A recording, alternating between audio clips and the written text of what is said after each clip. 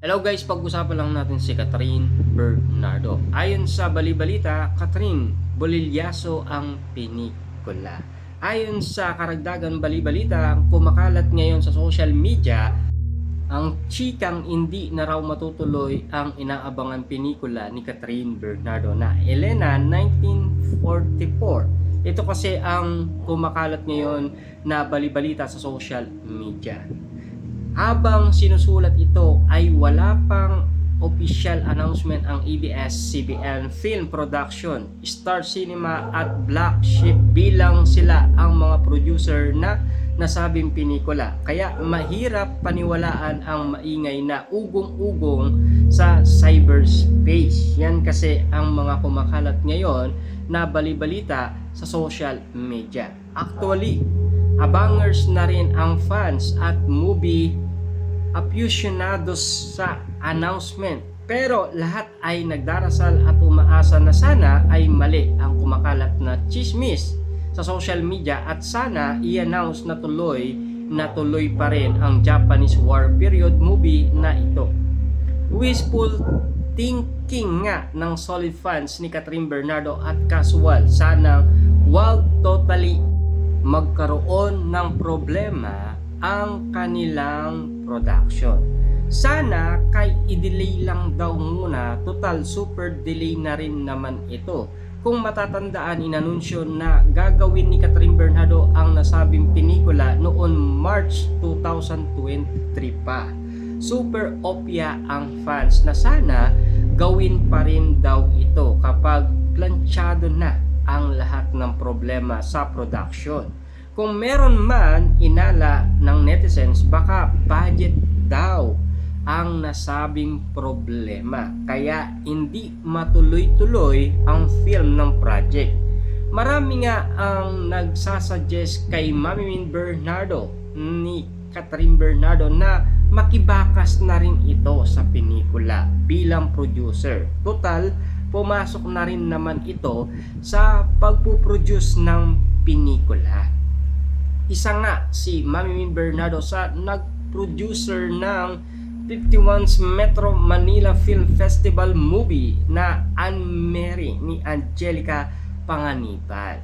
Samantalang period movie kasi ang Elena 1944, kaya siguradong malala ang production cost nito sa set design pa lang, props, costume at iba pang gastos. Ibig sabihin, inala ng karamihan baka daw sa budget ng nasabing movie. Kasi sinasabi nga naman kasi nila malala daw talaga ang production cost nito sa set design pa lang, props, costume at iba pang mga gastusin ng nasabing movie na Elena 1944. Marami nga ang nalulungkot sa bali-balitang kumakalat sa social media dahil naniniwala ang mga fanay ng Asian superstar at Pinoy film na maganda ang nasabing proyekto na based sa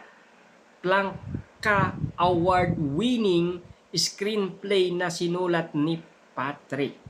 Excited pa naman ang fans at casual sa pelikula dahil naniniwala sila ito ang hahamon sa kakayahan ni Catherine Bernardo bilang isang magaling na aktres. At hindi lang siya highest crossing film star sa undisputed box office queen. Pero marami pa rin mga tao na doon sa nakita nila sa pelikula ni Catherine Bernardo na Hello, Love, Goodbye at Hello, Love Again, parang feeling ng karamihan ay pabebe-girl lang ito. At hindi pa nakikita talaga or hindi pa nailalabas ang galing talaga ni Catherine Bernardo.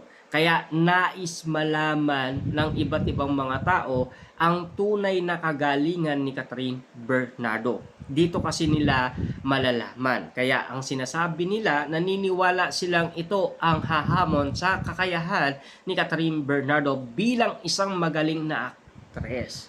Ayon pa sa komento ng mga netizens, Catherine could redeem insert on this film. Yes, Ayas Crossing yun. Last two film niya. Pero, yung performance niya ay under part. Hindi pa rin natin nakita ang improvement ng acting niya doon. Ito na yung film na mariredeem ang pagiging actress niya. Eh siyempre, alam nyo naman siguro, may ugong-ugong na balibalita last 2025 na hindi daw bagay kay Catherine Bernardo ang incognito kasi pabebegar daw siya, 'di ba? Hindi daw talaga siya pwedeng-pwede.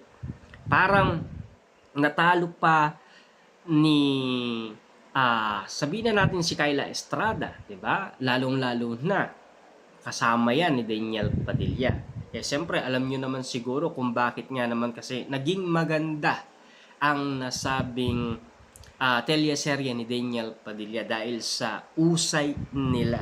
At lalong-lalo na ang sinasabi pa ng balibalita, ito rin sana ang pagbabalik pelikula ng premyadong direktor na si Olivia Lamasan at ang reunion movie nila ni Catherine Bernardo. Noong 2016 pa pinalabas ang uling movie nila together na Barcelona A Love Untold. Ang buong akala kasi ng netizens ay all system go na para sa Elena 1944 dahil lumalabas na rin sa social media ang ilang photos na kuha raw sa production meeting ng nasabing action drama period movie. Last 2025 kasi pinag-usapan na rin ito.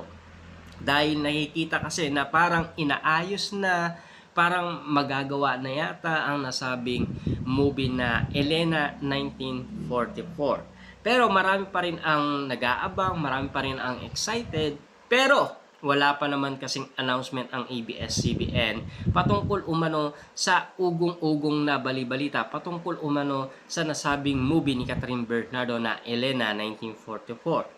At sa karagdagan balibalita, oh well, sana nga hindi totoo ang chismis. At sana matuloy na talaga ang pinikulang ito ni Catherine Bernardo. Yun lang kasi.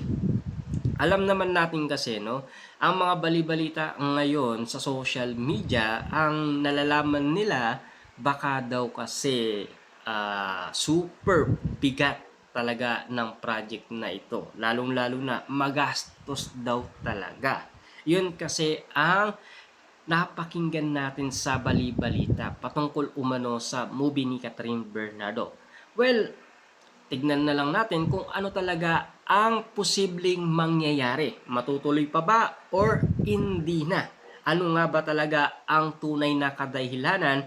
Bakit nga ba pinag-uusapan ang nasabing movie ni Catherine Bernardo na Elena 1944 na sana ay nagawa na ito noong 2023? Ang dami nga naman kasing nakalaan na project ni Catherine Bernardo, talagang kaliwat kanan na.